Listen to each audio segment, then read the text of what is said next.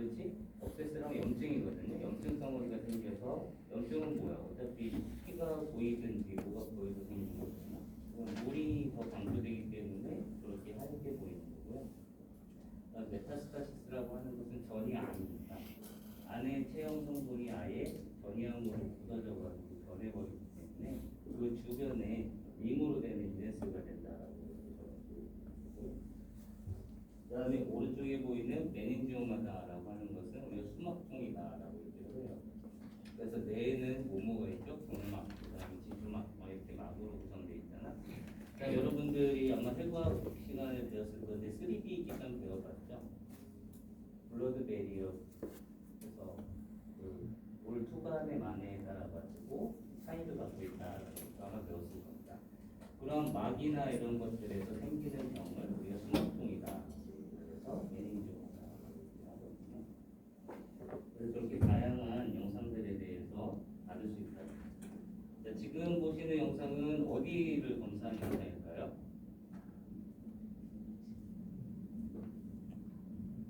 어디 검사한 것 같아요? 자, 지금 보신 영상은 우리가 혈관 구조를 봤을 때 이쪽이 소뇌가 되고 우리가 아까 말했던 코퍼스 텔로줌이라고 하는 부분이고 중뇌 쪽에 앞부분에 이렇게 다양하게 보이는 상관관계 질환이 보이죠? 그 밑에 조그맣게 보이고 그래서 뇌하수체 선종입니다. 그래서 뇌하수체라고 하는 피투터리 아데노 피투터리라고 하는 뇌하수체의 생긴 선종을 얘기를 하는데 그러한 동향들이 이제 얘하고 가장 큰 차이점이 뭔 것 같아요? 자, 두 개의 영상들이 T1 강조 영상이니까 T2 강조 영상이니까 이 네 개 영상을 일단 다 하나씩 맞춰봅시다. 얘는 무슨 강조 영상? 아까 계속 보여줬잖아. 자, 여기 보시는 내적 수액이나 이런 것들이 까맣게 보이니까 T1 강조 영상이 된다. 말씀드렸죠. 자, 얘도 마찬가지로 까맣게 보이니까 T1. 얘는 우리가 찍내실이라고 하는 내실이 까맣게 보이니까는 T1 강조. 얘하고 두 개의 차이점이 좀 보이잖아요. 얘는 우리가 어떤 동향이 이렇게 있다라고 보이는데 얘 같은 경우는 거기가 되게 브라이트하게 이렇게 보이죠? 이 차이는 무슨 차이일까?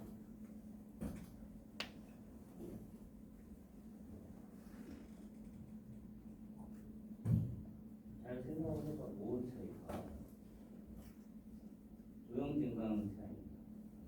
그래서 조형제라고 하는 거는 우리가 어떤 물질이냐라고 하면은 조형제는 MR 장비에 사용되는 조형제가 반자성 물질이라든지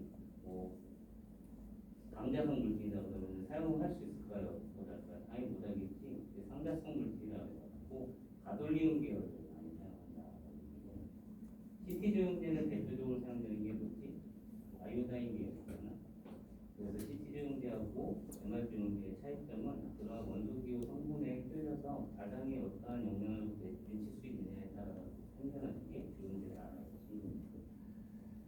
그래서 얘하고의 가장 큰 차이점은 우리가 내실이라는 데가 브라이트하게 보이냐 까맣게 보이냐에 따라서 T2 강조 영상과 T1 강조 영상이라고 나눕니다. 그래서 이제 여러분들 수업 시간에 배웠을지 모르겠는데 T2 강조 영상의 특징은 뭐냐? 물과 지방 근육들에 대해서 구분이 정확하게 이루어지기 때문에 대조도가 좋은 영상을 구할 수 있다. 병변에 대한 영상을 편하게 확인할 수 있는 게 T2 강조 영상의 특징이다. T1 강조 영상의 가장 큰 특징은 뭐냐면 해부학적 구조를 잘 볼 수 있다는 특징입니다. 이게 왜 그러냐면 여러분들이 이제 카데바라고 하는 시체들을 잘라놓은 시체 영상하고 우리가 이렇게 해부학을 같이 이렇게 배우잖아요. 그때 시체를 잘라놓은 우리 해부 단면도의 영상하고 가장 비슷한 영상의 시그널을 보여주는 게 T1 강조 영상이다라고 얘기해서 T1 강조 영상이 상대적으로 좋은 상관관계를 가질 수 있습니다. 왜 그러냐면 지체나 이런 것들이 이렇게 아무튼 죽은 생물이다라고 하면은 물이라고 하는 게 다 빠져나가잖아요. 하지만 근육이나 뼈나 지방 같은 성분들은 남아있거든요. 그러한 영상들을 조합했을 때 가장 얘랑 비슷하게 볼 수 있는 영상이 뭐냐라고 했을 때는 T1 강조 영상이다 얘기를 하기 때문에 T1 강조 영상이 우리가 말하는 해석 구조를 보는데 상당히 이점이 있는 영상이다라고 얘기를 할 수 있다라는 거죠.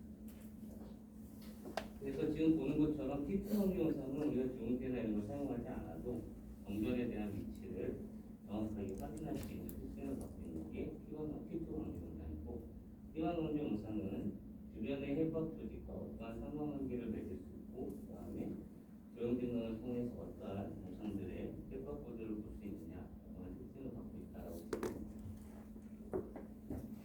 다음은 어디 검사를 했냐라고 하면 여기 이렇게 보이는 이게 뭐죠? 해박 구조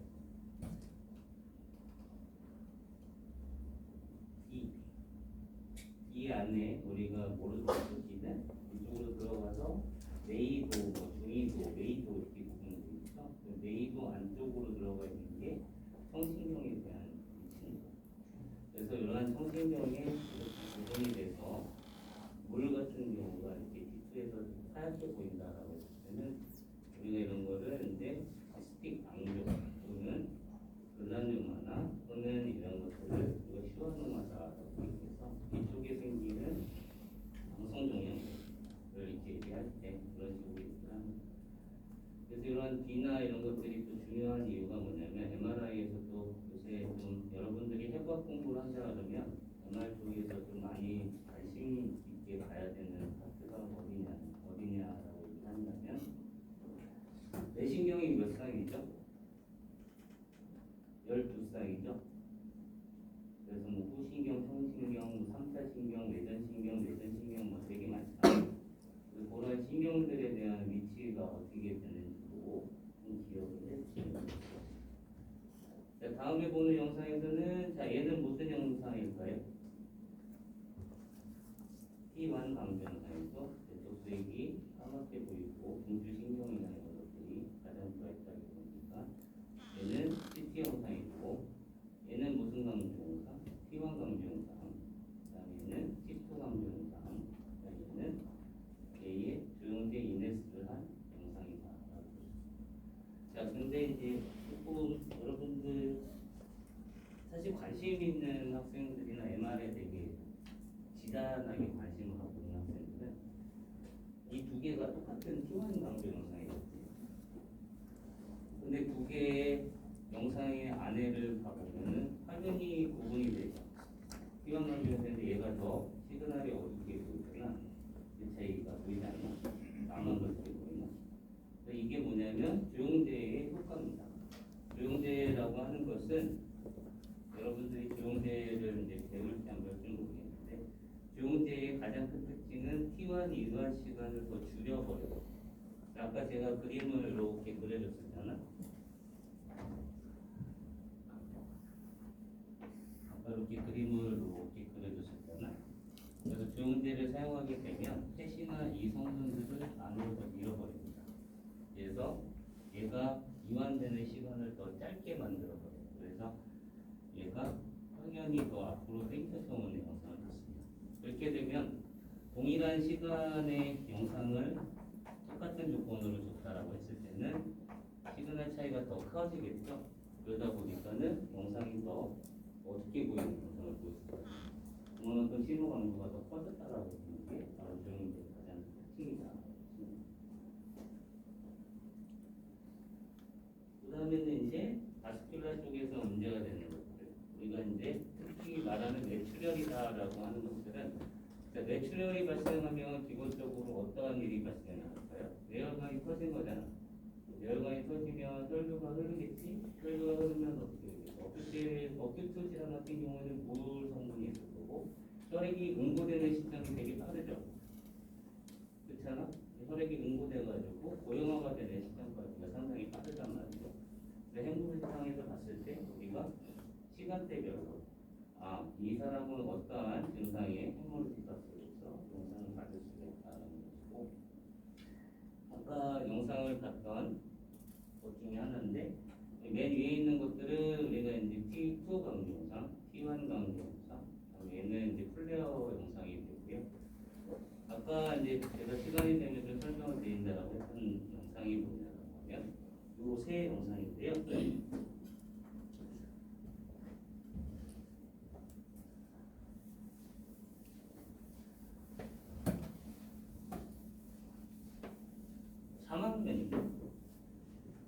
3위인지 내년에 이제 국가고시 준비를 하게 되면 저 영상이 시험에 이제 자주 나와요. 예전에는 안 나왔었는데 아까 제가 말했던 디퓨전 웨이티드 이미지다라고 했던 영상이 있었죠. 확산광입니다. 그래서 확산이라고 하는 게 체내의 물의 삼투압의 차이 어느 정도까지 퍼져 나가느냐에 따른 영상에 대한 그 상관관계를 나타낸다고 했는데 그렇게 밑에 보이는 영상은 우리가 무슨 영상이라고 하냐면 SWI라고 하는 Susceptibility Weighted Image라고 합니다. 여러분 교과서에 없어요. 그 책이 나오고 나서 나온 스폰스라서 여러분 교과서에 없는데 얘네들 영상들 여러분들이 접할 수 있는 데는 거의 임상에서밖에 접하지 못합니다. Susceptibility Weighted Image다라고 하는 건 뭐냐면 케미컬 시프트 물과 지방이 무슨 차? 상수랑 차이가 난다고. 그 다음에 Susceptibility라는 거 있거든요. Susceptibility는 뭐를 얘기해요? 자화율 차이다. 처음 들어봐? 있어. 그래서 케미컬 시프트, Susceptibility, 그 다음에 호모제나이티, 뭐 이게 되게 많은 용어들이 있는데 Susceptibility라고 하는 거는 자화율 차이에 의해서 만드는 영상입니다. 그래서 이제 뭐 Susceptibility, Weighted Image다라고 하는데 간단하게 예를 드릴게요. 자, 여기 해부학 구조가 뭐지? 여기 해부학 구조.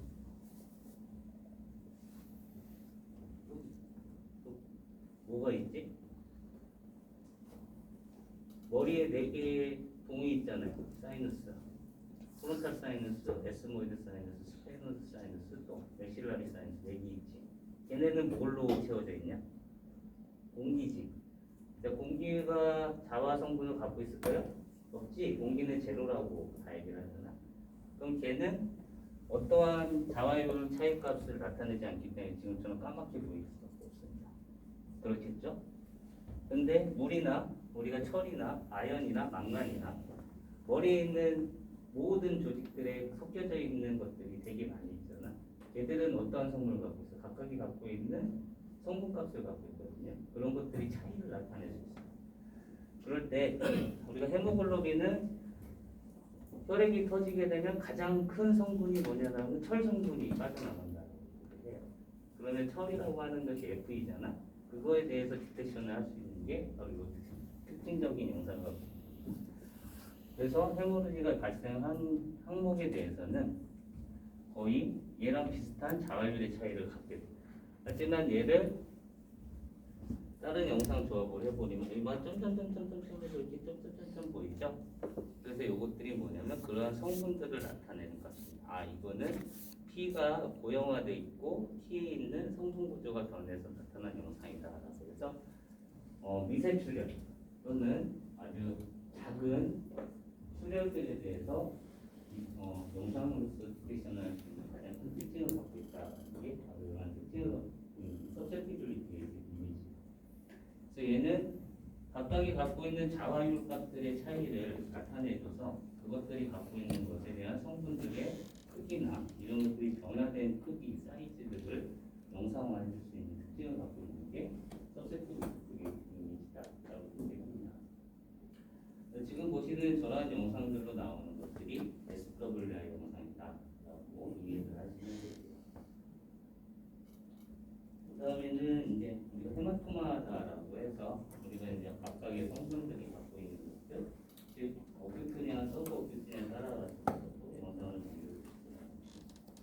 그 다음에 이제 아까 처음에 말씀드렸던 확산광주 영상, 디퓨전 웨이티드 영상에서 가장 중요시해서 받을 수 있는 영상들은 바로 이러한 뇌경색 질환을 할 수 있습니다. 틱토 강조 영상에서는 안 보이지만 디퓨전 웨이티드 이미지를 봤더니 확산이 안 되는 조직은 되게 고신호로 나타나더라라고 하는 특징을 가진 게 디퓨전 웨이티드 이미지다라고 해요. 일단은 뇌경색이다라고 하는 것은 뇌출혈은 혈관이 터져서 발생한 질환을 말을 하죠. 뇌경색은 무슨 질환을 말하지? 혈관이 막혀서 혈류가 안 가잖아. 그러면 그 주변에 있는 조직세포가 어떻게 돼? 죽어버리겠죠? 죽어버린 영상이다라고 하면은 우리가 물도 틀으면 어떠한 증상이 얘든 뭐든 퍼진다라고 해서 확산이다라고 얘기를 하잖아. 그러면 혈류가 공급되는 라인들에 충분하게 가야 되는 성분들이 없기 때문에 하이 시그널로 부임으로 인해 가지고 이쪽에 대해서 데미지가 있구나라는 걸 볼 수 있습니다. 그 다음에 이제 여러분들이 기억해야 되는 게 ADC다라고 하는 이러한 기능이 있는데요. ADC라고 하는 건 뭐냐면 아까 제가 처음에 설명했을 때 FID라고 해가지고 프리 인덕션 디케이다라고 해서 자율유도 감소에 의해서 시그널이 형성된다라고 설명을 드렸죠. 자, 여기서 발생된 신호는 우리가 시그널이라고 했던 이 신호는 디지털 신호일까요? 아날로그 신호일까요? 아날로그 신호이 시그널일 거 아니야? 채집하는데 그러면 얘를 디지털로 변환해야 여러분들이 알고 있는 K스페이스의 공간을 채울 거 아니에요. 그리고 뭐 간단해요. 일반 촬영하면 여러분들 지금 사용하는 게 뭐야? 디텍터 사용하지. 디텍터의 그 가장 구성 성분이 뭐야? 반도체 열이잖아. 그 판때기 하나. 걔가 뭐를 디지털 신호를 감지해가지고 S선의 흡수 개수 차이 가지고 만들어내는 게 여러분들이 알고 있는 DR 영상이잖아요. CT도 똑같잖아. 멀티 디텍터 CT 쓰는 뭐 각각에 있는 디텍터에서 받아들이는 S선의 흡수차, 그 다음에 각각이 갖고 있는 선 간압 개수 차이를 나타내가지고 영상을 만들어주는 게 CT잖아요. 똑같습니다. 그래서 MR도 디지털화를 만들어서 K-스페이스를 채워야 되기 때문에 우리가 요거를 뭐라고 하냐면 ADC다라고 해서 아날로그 디지털 컨버터라고 얘기를 하는 거예요. 그래서 ADC라고 얘기했을 때 저게 도대체 뭔 소린가라고 하면 원초적인 데이터가 아날로그 데이터로 나온 것을 디지털로 변환시켜주는 장치다라는 게 ADC다라고 보시면 됩니다. 그래서 여기 디퓨전에서 ADC 값은 뭐냐면 얘랑 제가 헷갈리지 말라고 설명드렸는데요. 얘는 아파렌트 뭐 어쩌고저쩌고 차이의 코 에피션시다라고 해서 현성 확산 계수다라고 하는 단어를 씁니다. 현성 확산 계수라고 하는 건 뭐냐면 자, 이 범위가 상당히 넓죠. 그지? 근데 얘가 진짜로 어떠한 성분에 의해서는지 모르겠지만 어디에 저기든 혈관이 분포돼서 살아있을 거잖아. 근데 어디는 분명히 죽어있을 거잖아. 그러면 그런 것들에 대해서 수치화를 영상에서 할 수가 없기 때문에 그러한 효과성을 분석하고 각각에 대한 수치를 따질 수 있게끔 만들어주는 게 바로 이 값이에요. 그래서 여기에는 각각이 갖고 있는 구성 요소에 대한 픽셀들에 대한 값을 규칙적으로 계산을 낼 수 있다고 해서 현성 확산 계수라고 합니다. 얘는 이제 우리가 보편적으로 사용되고 있는 그러한 값들에 대한 것, 즉 아날로그 디지털로 변환시켜주는 ADC다라고 하면은 MR 영상에서 나오는 ADC라고 하는 것은 아까 말했듯이 그러한 값들의 감쇄 작용에 의해서 내가 원하고자 하는 픽셀의 크기에 대한 시그널 값을 측정할 수 있게 해주는 게 디퓨전의 ADC라고 생각하시면 돼요. 여러분 교과서에도 아마 있긴 있어요. 전원 ADC에 대한 설명이. 그래서 이제 픽셀 얘기를 하게 되면은 여러분들 알다시피 정방향에 있는 매트리스 사이즈의 좌우측 방향에 대해서 나눠진 값들이죠. 그래서 하나, 둘, 셋, 넷, 다섯, 여섯, 일곱. 그러면 4x 4니까 16픽셀을 갖고 있는 게 영상이잖아. 그치? 근데 각각이 갖고 있는 픽셀들에 대한 값들을 사실은 영상에서 측정하기에는 한계가 있습니다. 그렇기 때문에 저런 그 효과를 줄 수 있는 그런 분석 프로그램을 던져주면 가까이에 대한 픽셀들에 대해서 영상에 대한 수치를 뽑아내고 그런 것들을 위해서 할 수 있다. 저희가 임상에서 쓰는 데는 한계가 있고요. 대부분 다 뭐 논문이나 이런 쪽에 연구 자료를 사용하기 위해서 사용되는 것들이 그런 것들이다 보시면 됩니다. 그래서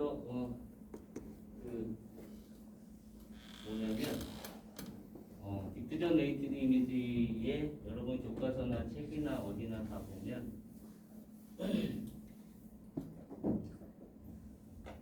비밸류라고 하는 값들을 씁니다.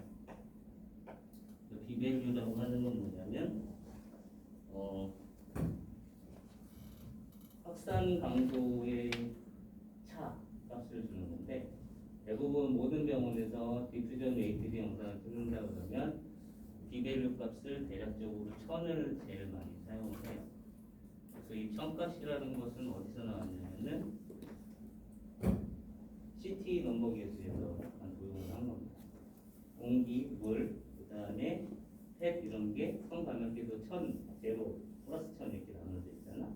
그래서 물이라고 하는 것들이 X선에서의 흡수 계수에서도 상당한 차이가 요 값에서 되니까 MR에서도 이런 확산 계수의 값들을 1000으로 한번 작용해 보면 훨씬 더 좋지 않을까라고 해서 나온 계수예요. 근데 뭐 이게 거기서 나왔다라고 하는 이제 비일비재하게 서로 얘기하는 게 틀려서 그렇지만, 대략적으로 이 비밸류 값이라고 하는 거는 우리가 경사 계수라고 합니다. 그래서 확산을 산다라고 확산 강조 영상을 봤을 때 경사 계수 값을 어느 정도를 주느냐에 따라 가지고 지금 보시는 것처럼 확산이 잘 되는 조직, 확산이 안 되는 조직에 대한 경계가 애매모호한 것들에 대해서 충분한 경계를 넓혀줄 수 있는 특징을 가진 것들이 그런 확산 계수 값입니다. 그래서 그러한 것들이 있다라는 정도 기억을 하시면 될 것 같고요. 지금 보시는 게 이제 입학생 영상의 대표적인 영상입니다. 그래서 맨 왼쪽에 보이시는 거는 여태까지 여러분들이 계속 봐왔던 T2 강조 영상이 되고요. 그 다음에 오른쪽에 보이는 영상은 플레어 강조 영상. 그 다음 밑에 보이시는 것들은 이제 디퓨전 확산 강조 영상입니다. 이거를 구분을 좀 잘 하시라고 하는 이유는 대부분 저러한 영상들을 가지고서 많이 물어봅니다. 다음 영상에 대한 설명으로 옳은 것은 무엇일까요? 그래서 1번은 T2, 2번은 플레어, 3번 디퓨전 이런 식으로 해서 물어보는 영상들이 많이 있어요. 근데 이것들은 이제 일자들에 따라서 뭐 그렇다는 거고, 두 번째로는 이제 눈 쪽입니다. 오비트. 오빗에서는 나중에도 뭐 여러분들이 공부를 하겠지만 일단 해석 구조가 상당히 중요해요. 눈은 우리가 이제 네 개의 근육들, 눈을 상하 좌우 움직이게 해주는 것들이 있다는 거고, 시신경에 대한 검사를 제일 많이 합니다. 자, 아까 처음에 제가 설명드렸던 SPIR이라고 했던 게 하나 있죠? 기억하죠? 인버전 리커버리가 중요한 게. 자, 검사를 하다 보니까 아까 처음에 뭐 이제 강의하면서 설명을 했지만 얘가 뭐라 펫이라고 했잖아. 지방이다. 지방의 신호가 강하면 강할수록 이 주변에 있는 시신경이나 이런 것들에 대한 영상에 대한 질환 디텍션이 조금 어렵습니다.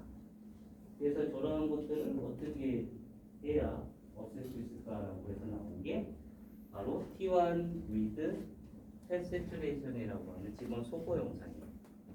지방 소고 영상으로 지방이 다 죽었죠? 이지? 그 이런 특징을 갖고 있는 게 바로 지방 소고 영상의 실시간 인버전 리커버리 시퀀스의 특징이다라고 했습니다. 이 지방 소고 영상이 왜 또 필요하냐라고 한다면, 아티팩트 안 배웠지?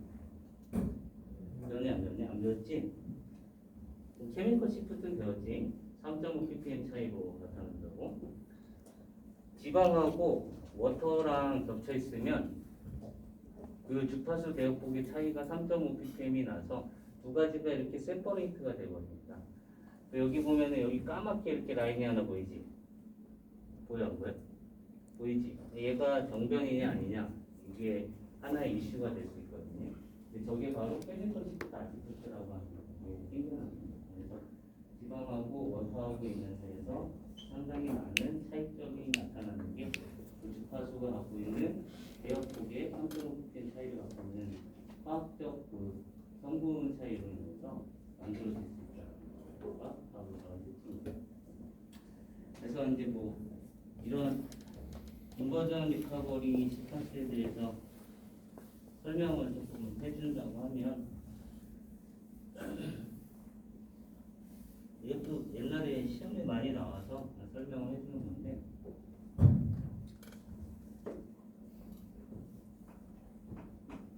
일단 기본적인 스피네코 시퀀스에서 우리가 아까 내가 그림을 그렸을 때는 시작점이 여기죠. 시작점이 제로에서 시작을 하잖아. 그래서 올라갔다가 뭐 떨어진다라고 얘기고 패스와 워터가 이렇게 간다라고 설명을 드렸습니다. 근데 이제 인버전 리커버리다라고 하는 시퀀스의 특징은 뭐냐면 처음에 90도 아래 포커스를 주는 게 아니라 180도 아래 포커스를 먼저 가해주는 게 인버전 리커버리 시퀀스예요. 아마 여러분들 배웠을 겁니다. 자, 그러면 시작점이 90도로 있던 것이 아래로 바뀌니까 인버전 리커버리 시작점은 거꾸로 뒤집히는 시작점이 되겠죠. 그래서 얘가 이렇게 패시나 워터가 이렇게 지나갈 거 아니야? 회복되는 시점이 있을 거 아니야? 그때 제로가 되는 포인트에 90도 아래 포커스를 주게 되면 이미 다 회복을 해보내서 되기 때문에 패시되는 신호가 없어지겠죠. 그래서 그러한 시점으로 맞춰주는 게 ST와 인버전 리커버리라고 STR 법이고요. 그 다음에 펫이 여기 있고 워터가 여기 있으니까 워터의 시점으로 길게 해주는 데에서 90도 커스를 주면은 워터의 신호가 없어지겠지. 얘가 바로 플레어 시퀀스다. 그래서 여러분들 이 그림 보고 여기에 예전 시험에 많이 나와요. 인버전 타임이 500, 인버전 타임이 2000 해놓고 저 그림 하나 걸어놓고 다음 영상과 매치되는 퍼스 시퀀스로 오는 것은 무엇입니까? 이렇게 물어봐요. 이게 바로 인버전 리커버리의 기본 개념에 대한 설명입니다. 그래서 얘네가 시작되는 시점들이 어디에서 시작이 되는 거고 얘네가 시작되는 시점이 어디에서 시작되느냐 이 정도를 기억을 해주시면 아마 여러분들이 퍼스 시퀀스를 대한 공부하는 데 있어서 좀 괜찮지 않을까라는 생각이 있습니다. 요거는 기억을 해주시는 게 좋아요. 아마 요게 이제 여러분들 그림에는 잘 안 나오는데 이런 것들이 있다라는 것을 좀 기억을 해주시면 좋고요.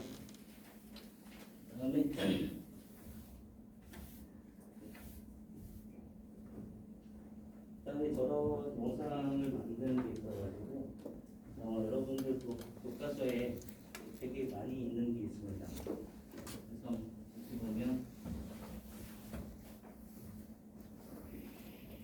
이 교과서 사진 보면 여기에 해놓고 GS, TP, GF 이런 거 있지 않냐?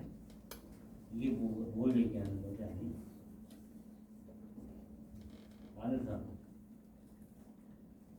여기 사진 저런 그림 이렇게 머리 사진 이렇게 그려놓고 이런 그림 있지 않아요? 그래서 이렇게 가면 이렇게 올라갔다가 내려가고 얘는 이렇게 막 이렇게 되고 얘는 이렇게 해가지고 이렇게 바뀌어 있는 그림이 있지 않아요? 얘가 뭘 뜻하는지 아니다. 이것도 여러분 국어고시에서 제일 많이 물어보는 거니까 잘 모르네. 아까 여기 그레디언트가 몇 쌍이라고 그랬지? SYZ 세 쌍이라고 그랬지? GS 슬라이스 시크니스 그레디언트, GP 페이지 엔코딩 그레디언트, GF 프리퀀시 엔코딩 그레디언트. 저 영상을 만들려면 저 영상이 갖고 있는 해부학 구조에 대한 스핀 원자나 모든 수소 원자 해결의 각각의 값들을 다 알아야지 익히죠. 그래서 아마 K-스페이스 배웠을 텐데 그래서 이렇게 채우면 이쪽 단면을 차지하는 게 그레디언트였고 얘가 그레디언트 P다라고 페이지 엔코딩 반응이 어디에 있느냐 얘가 어디 있느냐에 따라가지고 시그널이 나타나는 거 배우지 않았어? 그거 배울 때 되게 어렵지 않지? 이 세 가지 그림이 바로 그겁니다. 그래서 X축으로 슬라이스를 잡으면 ACR 영상이 된다. Y축으로 슬라이스 영상을 잡으면 세지탈 영상이 됩니다. 다음에 Z축으로 영상을 잡으면 코로나 영상이 됩니다. 그런 거 배웠잖아. 안 배웠어? 배웠을 거야. 기억이 안 나서. 그런 것들에 대한 거를 잡아주는 게 바로 슬라이스 그레디언트다라고 생각합니다. 내가 축을 어디로 잡을 거냐가 특징이 된다. 이렇게 잡았으면 여기에 들어오는 시퀀스에 대한 것들을 찾아주는 것들. 그래서 이 그림을 많이 그리는 이유는 얘를 위에서부터 아래까지 뭐한 128 곱하기 128로 나왔다는 128개, 128개가 있을 거 아니에요. 그럼 거기에 얘가 한 칸 한 칸 타는 거고, 얘는 거기에 뭐 이렇게 그림을 이렇게 걸어져 있잖아. 얘는 뭐냐면 이 그림 하나당에 이쪽에 프리퀀시 방향의 값을 주는 거예요. 그래서 위치 정보하고 대조도 정보를 준다. 그래서 페이지 엔코딩 방향이 대표적으로 하는 것은 위치 정보라고 하는 것을 주고 있고, 프리퀀시 엔코딩은 대조도 정보를 준다. 이게 여러분들이 배운 스테이 스페이스입니다. 알았냐? 요거 말고는 스테이 스페이스입니다. 다른 것도 이 그림이 뜻하는 것들을 좀 기억을 해달라고 하는 이유가 이거 왜 존재하냐고 물어보는 사람들이 되게 많았어요.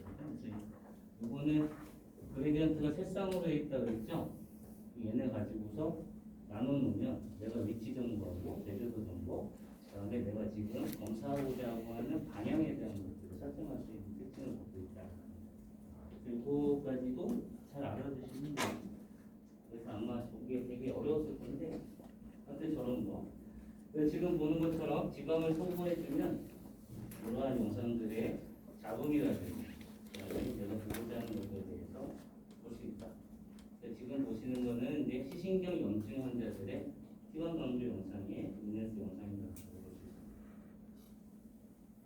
그 다음에는 이제 IAC다라고 해서 인터널 오디터리 커넥이다라고 얘기를 하는데요. 얘가 중요한 이유는 여기를 잘라보면 아까 뇌신경이 있다고 그랬었잖아요. 그래서 크라니얼 로브, 페이셜 러브 7번하고 크라니얼 러브 8번이 지나가는 항목입니다. 그래서 농담으로라도 되게 그런 얘기 많이 하잖아. 차가운 데서 자면은 입 돌아가서 부활한다고 굉장히 페이셜 안면막이 생긴다고. 안면막이 생기는 환자들은 바로 저기 검사하면 돼요. 페이셜 러브가 관장하는 곳이 어디냐? 그래서 저쪽에서 나오는 안면신경이 제 7번 신경이거든. 그 7번 신경이 나오는 것에 대해서 검사를 해주고 그쪽에 무슨 문제가 있는 때문인지, 아까 말했던 청신경 소음이나 이런 것들이 존재하는지 그런 것들에 대해서 검사를 해주는 게 바로 AC다라고 보시면 됩니다. 그래서 자, 맨 왼쪽은 T2 강조 영상, 오른쪽은 T1 강조 영상. 프리하고 포스트 인네스 때 검사에 대해서 어떻게 보이는지 이런 거를 볼 수 있는 게 손을 놓고 있는 게 바로 IAC예요.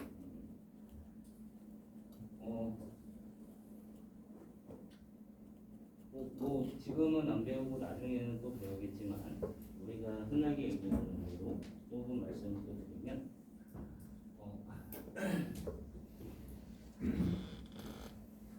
자, 요런 데 보면은 되게 이상하게 막 그림이 그려지지 않냐? 꼭 사람이 인위적으로 그린 것처럼. 그래서 이렇게 그림이 그려지거나 이런데도 사실 뭐 경전이나 이런 것들은 당연히 안 보이겠지. 마스토이드 에어셀은 공기층으로 함유되어 있어가지고 공기에 대한 성분이 없으니까. 그래서 이런 공기나 이런 그 신경 조직이나 물과 이렇게 감쇄돼 있고 이런 데에서 가장 많이 발생하는 아티팩트가 서스티빌리티 아티팩트라고 얘기합니다. 공기가 수소 원자에게 성분이 없기 때문에 그 나머지 쪽에서 그러한 이상한 방향의 영상들이 나타나는 것들을 뭐 나중에 서스티빌리티 아티팩트 되면 그때 이런 거다라는 것을 이해하시면 돼요. 그 다음에는 이제 그 해부학적으로는 히포캠퍼스다라고 얘기를 하는데 해면체, 해면동이라고 얘기를 합니다. 이러한 환자들은 어떤 검사를 하기 위해서 하느냐, 주로 간질 환자이지. 간질 환자가 어떤 환자인지 알지? 이빨 가다가 픽 쓰러져가지고 있고, 뭐 이렇게 경련, 그 다음에 여러분들이 잘 아는 기절, 그런 거 잘 아는 사람. 그 다음에 망각, 잊어먹는다. 그런 것들을 검사해주는 데가 바로 히포캠퍼스라고 하는 열이고요. 아까처럼 검사를 하게 되면 우리가 보고자 하는 히포캠퍼스의 열의 크기를 볼 수 있습니다. 그래서 요 히포캠퍼스의 열에 디네이트 자이러스나 뭐 이런 것들이 커져 있거나 좁아져 있으면 간질에 대한 질환을 유명해서 건강에 대한 진단을 알려주는 특징이 있다고 보시면 되고, 다음은 이제 스파인입니다. 그래서 자, 왼쪽에 보이는 게 T2가 T1일까?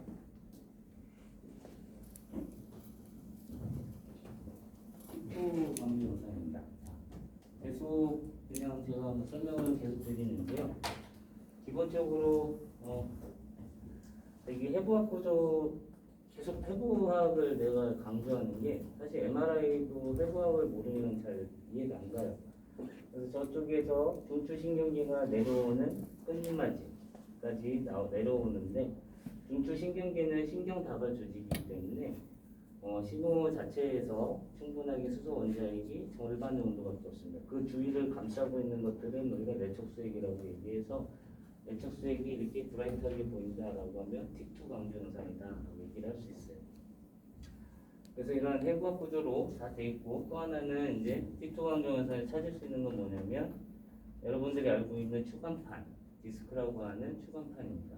디스크라고 하는 추간판도 완충작용을 해줘야 되기 때문에 수핵이라는 게 들어있거든요. 그래서 걔도 물성분이 높기 때문에 T2에서는 상당히 강한 신호를 나타낸다. 여러분들 질환 중에 디스크 질환을 갖고 있는 사람들은 이 수액성분이 다 터져 나와서 까맣게 변성되면은 이 사람은 퇴행성 디스크 질환을 가질 수 있다라고 얘기를 하고, 완충작용이 없어지는 거 있는 가지고 MR 진단에서는 스콜로시스라든지 또는 이제 퇴행성 척추 질환이다라고 얘기를 할 수 있어요. 저랑 해석 구조를 갖고 있고, 자, 각각의 영상들을 한번 맞춰봅시다. 맨 왼쪽은 무슨 영상일까요? 좀 전에 얘기했던 건 T2 강조 영상이겠지? 여기서 하나만 물어보고, 옛날에 또 항상 물어봤는데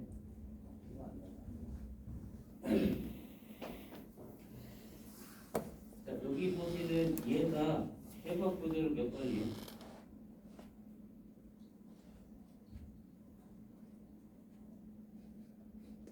해석 구조를 몇 번?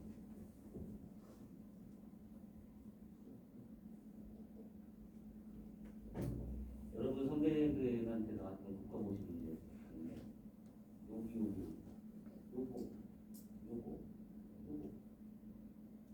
요거의 해부학 구조가 몇 번일까요?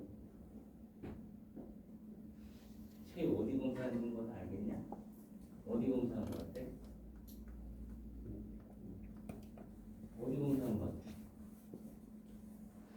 몰라? 어디 검사한 건지? 일반처럼 했어 안 했어? 이렇게 서가지고 이렇게 찍으면 뭔 사진이냐? 이렇게 찍으면 뭔 사진? 여기다 판때기 대고 이렇게 찍으면 뭐 찍어? 서비컬 스파인. C 스파인 몇 개를 있어? 7개. 7개. 그럼 내가 지금 화살표로 한 거는 C 몇 번이야? 예. C 몇 번? 2번. 그러니까 찍어. 1번 아니면 2번이거든. 자, C 스파인이 이제 구조가 어떻게 되냐면 제1, 2 한추죠.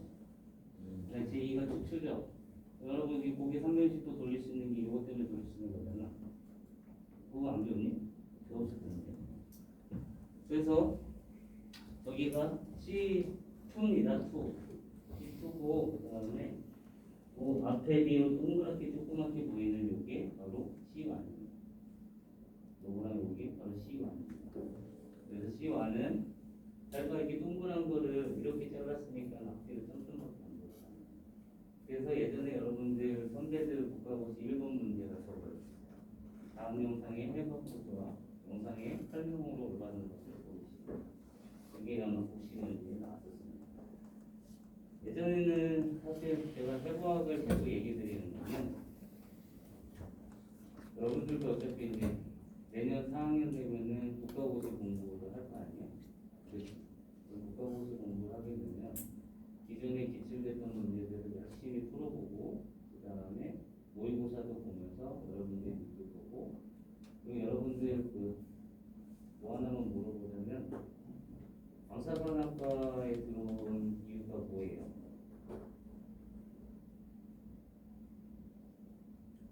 졸업해서 병원에 취업하려고?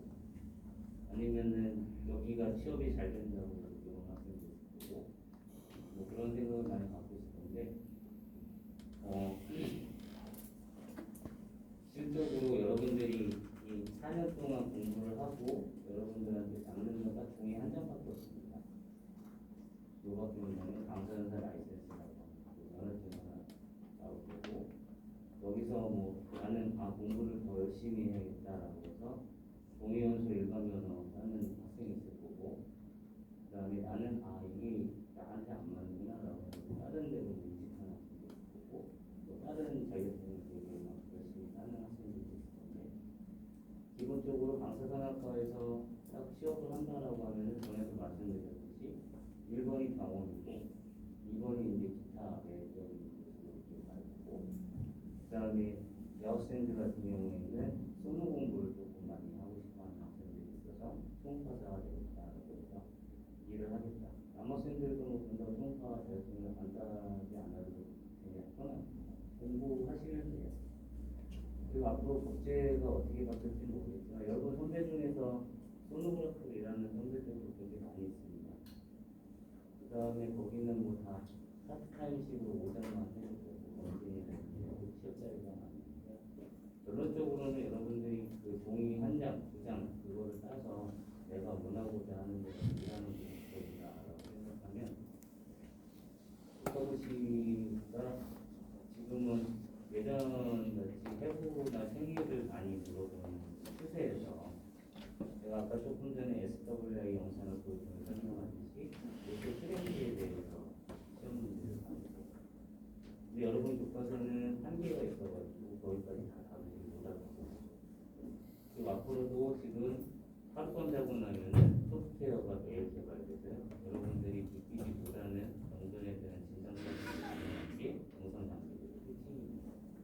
그래서 거기에 다루는 여러분들이 지금 배우는 그 수학 공식보다 쉬운 자기성의 영상 학원은 거의 그 이론 분야에 대해서 조금 특화가 되어 있어요. 여러 것들이 이런 것들에 대해서 설명을 해준다고 하면 제가 보여드리는 이런 슬라이드나 영상들은 사실은 임상 영상들입니다.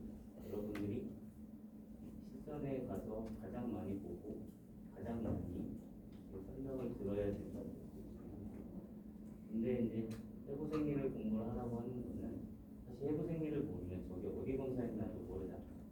그치? 처음에 내가 이게 어디 검사한 거죠? 라고 했을 때는 여러분들한테서 제가 들어야 되는 답은 서비컬 스타일, 경추, 세지탈 영상입니다. 이렇게까지 들어야 이 학생들이 열심히 공부를 하고 있구나 라고 생각을 하는 거거든요. 그 다음에는 이제 C1이 어떻게 되고 C2가 어떻게 되고 C가 그럼 경추가 7개로 되고 흉추가 12개로 되는데 요추가 5개로 그 다음에 천추, 미추 3개로 되어 있는데 선추도 5개였는데 분화되면서 합쳐진 이런 것까지는 여러분들이 머릿속에 있어요. 아까 머리 쪽에는 내가 해부학을 안 하니까 머리 쪽 해부학은 여러분들 스스로가 해도 되게 복잡해요. 그 다음에 내시경이나 이런 것들을 기본적으로 알으라고 하는 이유가 요새는 이제 그러한 것들에 대해서 많이 물어봐요. 해부학적 구조를 여러분의 시험에 내라 그런다라고 하면 대부분 다 내시경이 아까 제가 봤던 페이셜 러브가 어디에 있나 이런 것들을 물어보겠어요. 예전처럼 저기 C2, 뭐 C1 이런 거 물어보는 게 아니라 전체적으로 고난이 물어보는 거고 그리고 가장 중요한 거는 사실은 여러분들이 그러한 영상들을 봤을 때 어디에 대한 영상, 어디에 대한 검사다라는 것을 기본적으로 하시는 게 상당히 중요해. 제가 이렇게 뭐 열심히 설명하고 해도 사실 저 영상들을 여러분들이 오늘 하루 보고 내 머릿속에 다 기억을 해서 저건 T2, T1이고 조인제가 들어가는 그 다음에 저거는 어느 부위에서 시그널이 분리되는 무슨 영상 이 정도까지 기억을 한다면요 여러분들이 되게 능수능란한 학생들이라고 생각하지만 사실 지금 보면서도 저게 뭘 찍은 건지도 잘 헷갈려하고 어렵습니다. 여러분들이 제가 좀 부탁하고 싶은 것은 연화 영상은 이렇게 보더라도 상당히 헷갈리는 영상이 원래